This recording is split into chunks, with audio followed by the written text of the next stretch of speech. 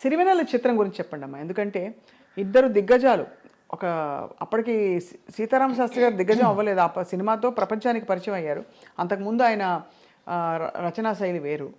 తర్వాత ఈ పాట ఈ పాటలతో మళ్ళీ ఆయన టాప్ ఇంటి పేరే అయిపోయింది సిరివెన్నెల. ఎలా వచ్చిందమ్మా ఈ అవకాశం మీకు?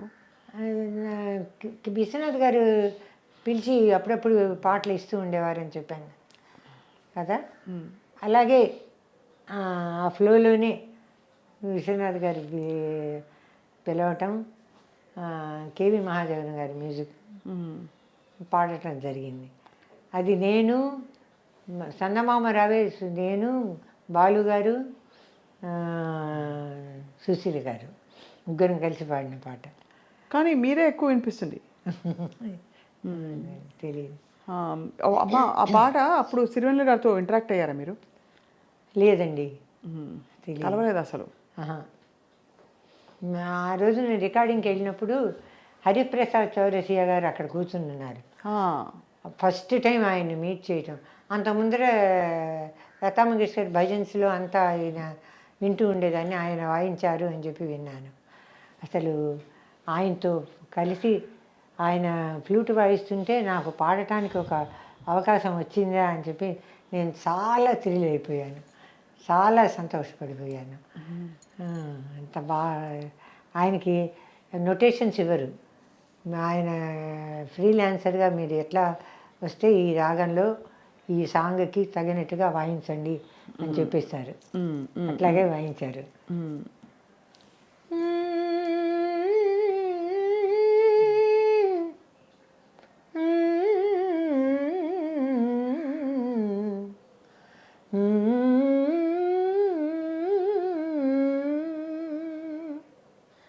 చందమామ రావే, జాబిల్లి రావే, కొండెక్కి రావే, గోగు పూలు తేవే.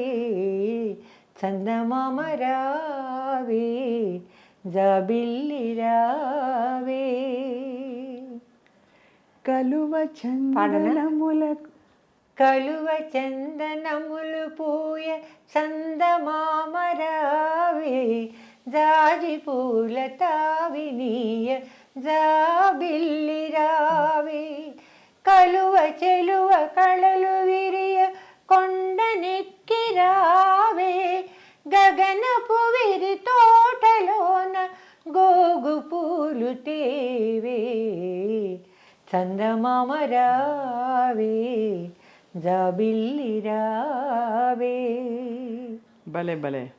మునిజన మానస మోహిని యోగిని బృందావనం, మురళీరవళికి ఆడిన నాగిని బృందావనం, రాధా మాధవ గాధల రంజిలు బృందావనం, గోపాలుని మృదుపద మంజీరము బృందావనం, గోపాలుని మృదుపద మంజీరము బృందావనం.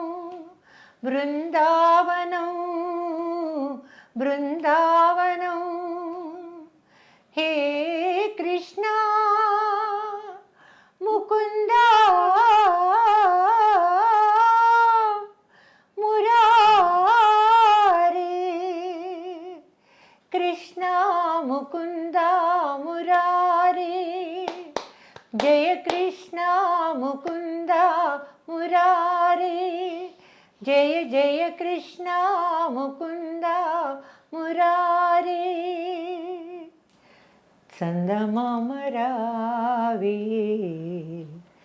జాబిల్లి రావే, కొండెక్కి రావే, గోగు పూలు తేవే. చందమామ రావే, జాబిల్లి రావే. చాలా హాయిగా ఉంది. Thank you. ఆ తర్వాత పాడారమ్మా సిరివెన్నెల తర్వాత చాలా పాటలు పాడారా? సిరివెన్నెల తర్వాత మా అక్క బంగారం అనో ఏదో ఒక పిక్చరు, లేకపోతే సీతక్క అనో ఏదో తెలీదు, కోటి మ్యూజిక్. రామకృష్ణ నేను ఒక పాట పాడాం. ఆ పాట గుర్తులేదండి నాకు. తర్వాత నేను ఒక పాయింట్ ఏం చెప్తానంటే, నేను వచ్చిన పీరియడ్లో అందరూ టాప్ సింగర్స్, ఫీమేల్ కానీ మేల్ కానీ. నేను అందరికంటే జూనియర్. నా తర్వాత వెనకాల వచ్చింది వాణి జయరాం, శైలజ, వీళ్ళంతా వచ్చారు. నేనే అందరికంటే జూనియర్. అయినా నాకు తెలుగు, మలయాళం, కన్నడం, తమిళ్ ఈ 4 భాషల్లో ఎంత మంది మ్యూజిక్ డైరెక్టర్స్ ఉన్నారు. All great music directors. సింగారవేలనే దేవా తెలుసు కదా, ఆ పాట ఎస్ఎం సుబ్బయ్య నాయుడు గారు చేశారు. సింగారవేలనే దేవా, ఆ పాట మ్యూజిక్ చేసిన ఆయన మ్యూజిక్లో కూడా నీలీల పాడేది దేవా ఒక సాంగ్ పాడిచ్చారు నాకు. హిందీలో మీరు ఎలా పాడారు మరి? హిందీలో డబ్బింగ్స్. ఓ డబ్బింగ్ సినిమాలు. సినిమాలు అంటే మీకు లతాజీ పాటలు విని అలవాటు కూడా కదా? యశోదా కృష్ణ, ఆంధ్ర మహావిష్ణు కథ, ఇంకా ఏవో మోహిని, భస్మాసుర, ఏవో ఇటువంటివన్నీ మైథలాజికల్స్, హిస్టారికల్స్ ఏవో తీస్తే అవి డబ్బింగ్ చేసేటప్పుడు నేను వాణి జయరాం కలిసి పాడేవాళ్ళం. సుశీల్ గారే పాడేవాళ్ళు ఒరిజినల్. అయినా వాణి జయరాం అని పిలిచారు. వాణి జయరాం నేను కలిసాను.